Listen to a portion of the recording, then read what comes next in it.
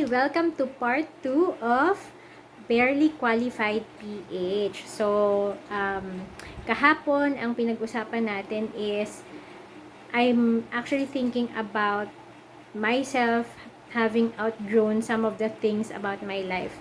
So, this part 2 is about decluttering as an identity shift.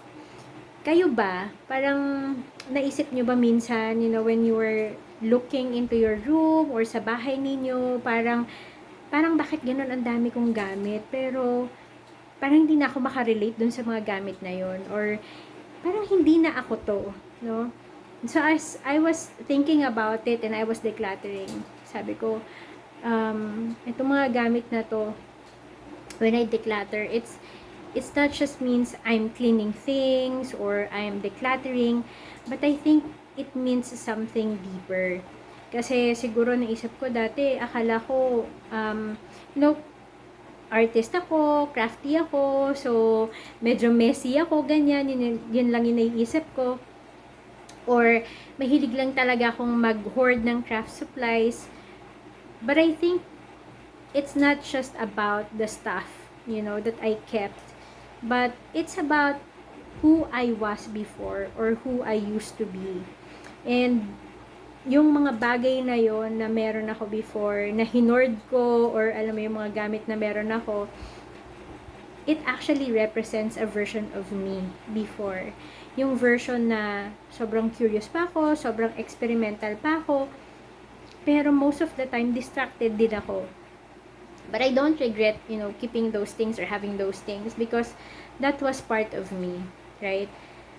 Pero, na-realize ko, na-outgrow ko na pala yung old self ko na yon. May mga seasons kasi sa life natin na, we outgrow some people, some friends in our life, or minsan yung mga habits natin, nag-iiba talaga, we outgrow them as well. Pero, kahit yung mga hobbies pala natin, na-outgrow din pala natin. Pero hindi ibig sabihin naman nun is, mali yun, mali yung hobbies na yun before. It's just that, hindi na siguro sila aligned sa kung sino na ako ngayon. As you grow in your, sabi nga nila, different eras of your life, talagang nagbabago-bago. Season per season, there will always be change. And I think, one of those changes, just, surface na, ay, etong hobby ko pala na to, I need to let it go. Because I've already outgrown them. Pero kanina, while I was going through my stuff, na-realize ko, mahirap din pala siya i-let go. Kasi parang pinapakawalan mo rin yung part ng sarili mo na yon, and hindi ka sure, ako for myself, for one, hindi ako sure, ready na ba ako? Ready na ba akong pakawalan yung sarili ko na yon? I'm still holding back on a few things, and I wanted to make it real with you, na when I declutter kanina, hindi talaga 100% like, go, ano na yan, let go na yan. There are still things that I kept, I haggle to myself, like, at least 10% of that 100% of declutter, I still hold back. Kasi gano'n naman yun when you're letting go, when you've outgrown things, hindi naman siya ganun kadali for us to let go. So, that's one of the things that I realized, hobby is also one of the things that we outgrow. How about you? Also, naisip ko rin that, when I declutter, I made a decision for myself. So, it's like an identity shift, decluttering for me, it's not just cleaning stuff. It's deciding who you want to be. So, I decided who I wanted to be, that every time that there is something that I'm choosing to keep while I was doing the decluttering, I'm also choosing what kind of life I wanted to build. So, syempre, very intentional na, no? Dahil nagde-declutter ako. So, one by one, ina-assess ko sila. Is this something that, not just sparks joy, not just interests me, but is this something that I know if I keep it, I will be able to use it with the version of myself today. And so,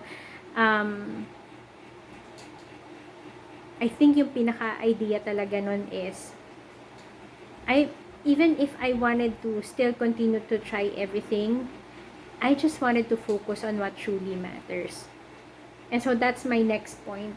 Dun sa pagde-declutter ko, while I was going through my stuff and decided to keep some of the things that I have,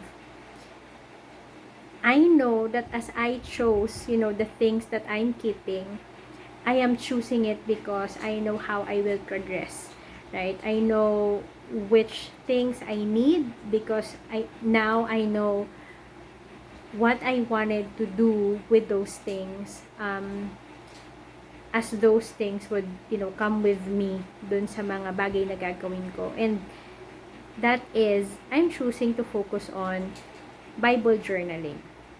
So, if you don't know, I've already started this Bible Journaling PH group as well.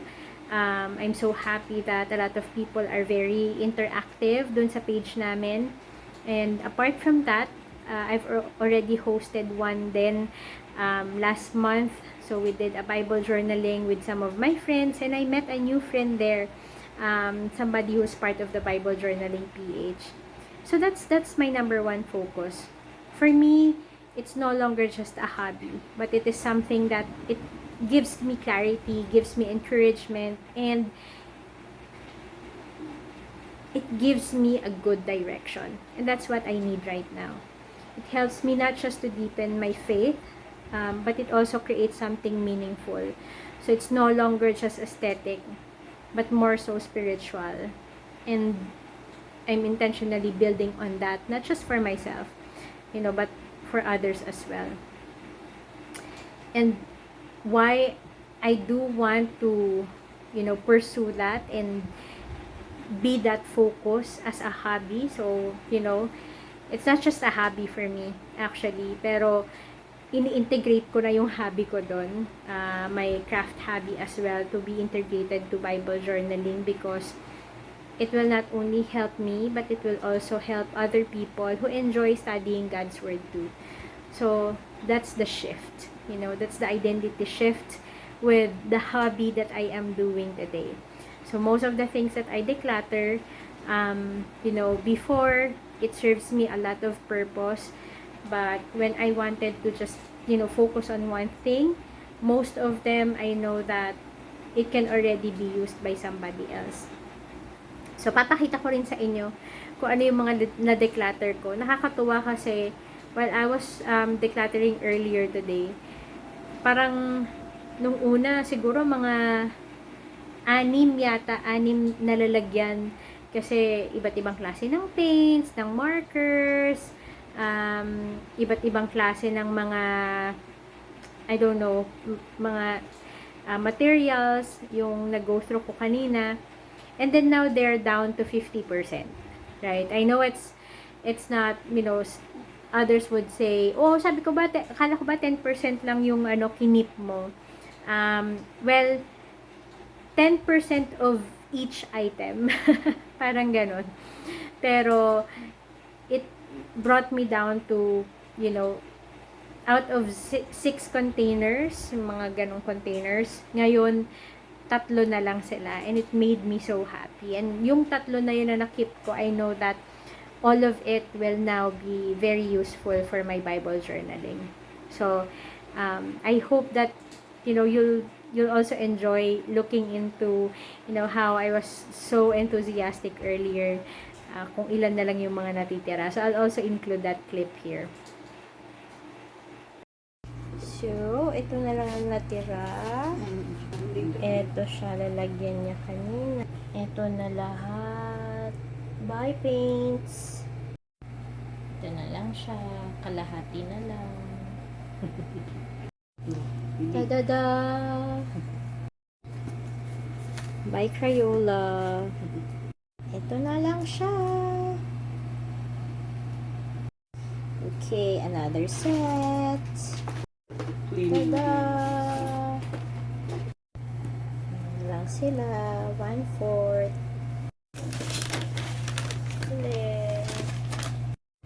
And then there's more.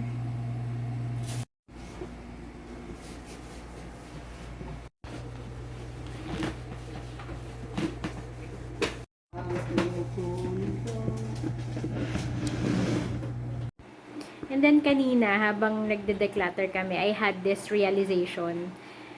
Ang dami kong gamit kasi habang habang naglilinis kami, iniisip ko parang bakit ang dami kong gamit na hindi ko na siya nagagamit. Ang tagal ko na siyang hindi nagagamit. And then I realized, I always have this notion or always have this thought na I'll just keep them just in case, 'di ba? And then I realized, yung mga just in case is not actually a good reason to hold on to something that's no longer serving you, right? Or no longer serving me. Kasi na-realize ko, shucks, may gamit ako dito. Parang it's been a year or two, hindi ko na siya nagamit, hindi ko siya nabuksan. So, I made a decision earlier to let go and let go with a purpose, right? So, instead of just throwing things away or, putting them to trash because I'm decluttering, I chose to donate most of them. Well, actually, all of them, right? So, I gave some to my relatives and I identified some of those things that will go to my ministry partner who can actually use them. Mas meaningful siya ngayon kasi I know that those things that once served me can now bless someone else's as well.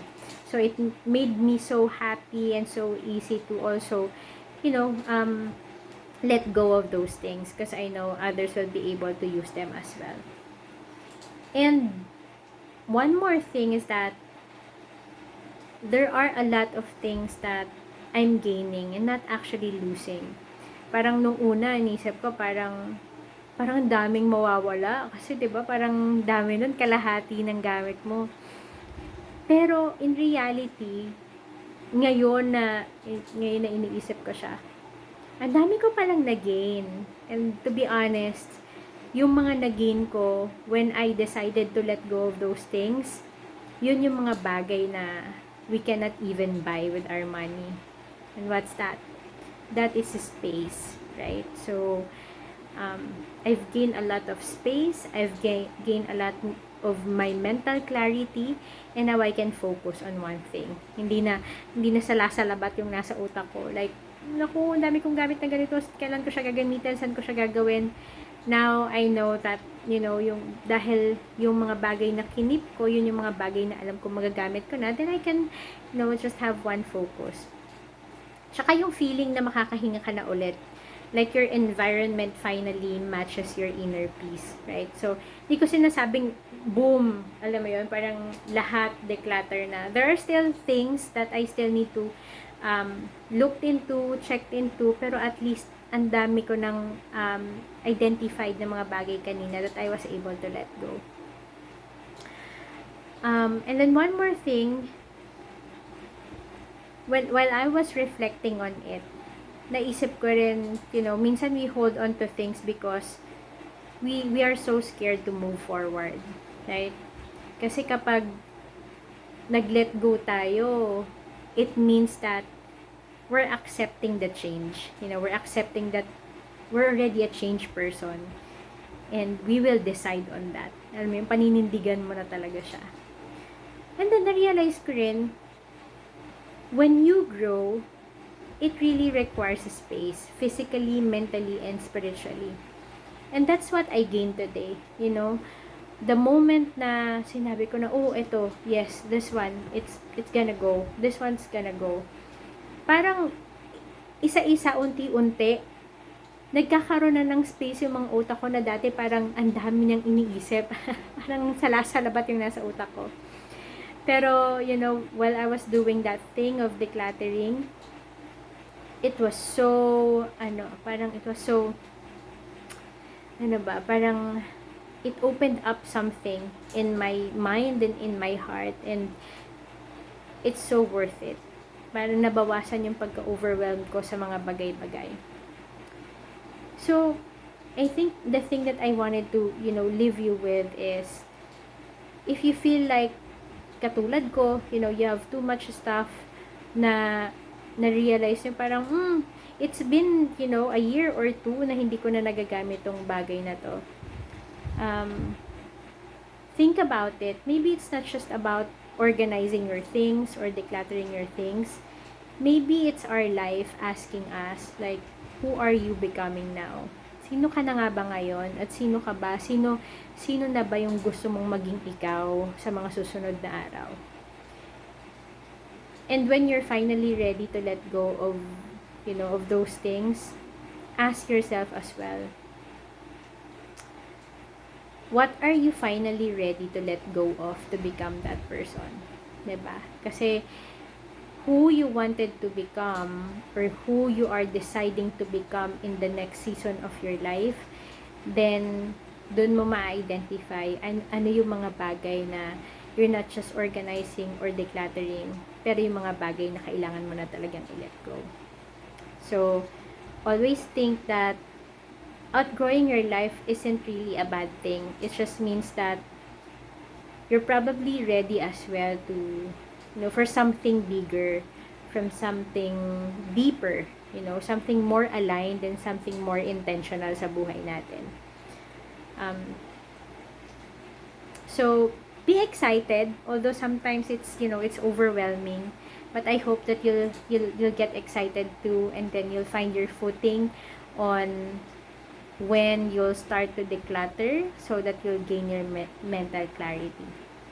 So again, thank you for being with me on this journey. And if you feel like, this serves you, or you can relate to this, and or a friend who can relate to this, feel free to share this video. And if this somehow resonates with you, nakarelate ka rin, why don't you just give this video a like as well, then share this with your friends too. Thank you again. Have a great day.